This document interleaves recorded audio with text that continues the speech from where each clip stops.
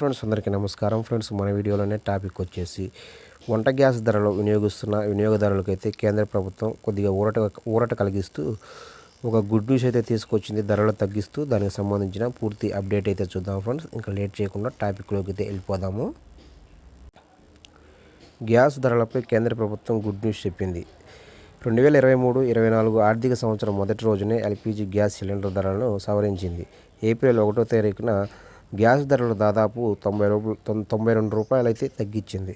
చూసారా ఫ్రెండ్స్. అయితే ఏప్రిల్ 1 నుంచి దాదాపుగా గ్యాస్పై 92 రూపాయలు తగ్గించింది. అయితే రేట్ల తగ్గింపు కేవలం వాణిజ్య గ్యాస్ సిలిండర్ వినియోగదారులకు మాత్రమే అని చెప్తుంది. అయితే గృహాల్లో వినియోగించే డొమెస్టిక్ ఎల్పీజీ గ్యాస్ సిలిండర్ ధరలు మాత్రం ఎలాంటి తగ్గింపు లేదని చెప్తున్నారు ఫ్రెండ్స్. అయితే 14.2 కిలోల డొమెస్టిక్ గ్యాస్ సిలిండర్ ధరలను ప్రభుత్వం గత నెలలో 50 రూపాయలు పెంచిన విషయం తెలిసిందే. అలాగనే వాణిజ్య గ్యాస్ సిలిండర్ ధరపై 350 రూపాయలు పెంచింది. అయితే సాధారణంగా కొత్త ఆర్థిక సంవత్సరం మొదటి రోజున పెట్రోలియం కంపెనీలు ఎల్పీజీ సిలిండర్ల ధరలను సవరిస్తూ ఉంటాయి. డాలర్తో రూపాయి మారకం విలువ,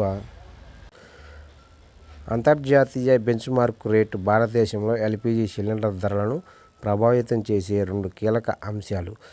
సవరించిన తర్వాత 19 కేజీల వాణిజ్య సిలిండర్ ధర ఢిల్లీలో 2028 రూపాయలు ఉండగా కోలకత్తాలో 2132 రూపాయలు, అలాగనే ముంబైలోనైతే 1980 రూపాయలు, అలాగే ఇంకా చెన్నైలో చూసుకున్నట్లయితే 2192 రూపాయల చొప్పున ఉంది. అయితే కాగా ప్రధానమంత్రి ఉజ్వల యోజన పథకం కింద లబ్ధిదారులకు ప్రభుత్వం గృహ ఎల్పీజీ గ్యాస్ సిలిండర్లపై సబ్సిడీని ప్రకటించింది. ఈ పథకం 9.59 కోట్ల మంది లబ్ధిదారులకు ప్రతి ఎల్పీజీ గ్యాస్ సిలిండర్ పైన 200 రూపాయల సబ్సిడీ అందిస్తుంది.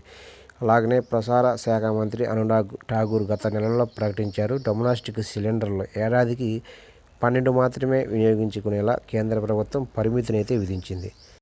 అయితే ఫ్రెండ్స్ మొత్తం మీదుగా చూసుకున్నట్లయితే ఈ తగ్గించిన గ్యాస్ 92 రూపాయల ధర వాణిజ్య గ్యాస్ సిలిండర్ల వినియోగదారులకు మాత్రమే అని చెప్తున్నారు. అయితే గృహాల్లో వినియోగించే ధరలు యథావిధిగా ఉంటాయని చెప్తున్నారు. అయితే కాగా ప్రధానమంత్రి ఉజ్వల యోజన పథకం లబ్ధిదారులకు ప్రభుత్వ గృహ ఎల్పీజీ గ్యాస్ సిలిండర్లపై సబ్సిడీని కూడా ప్రకటించింది.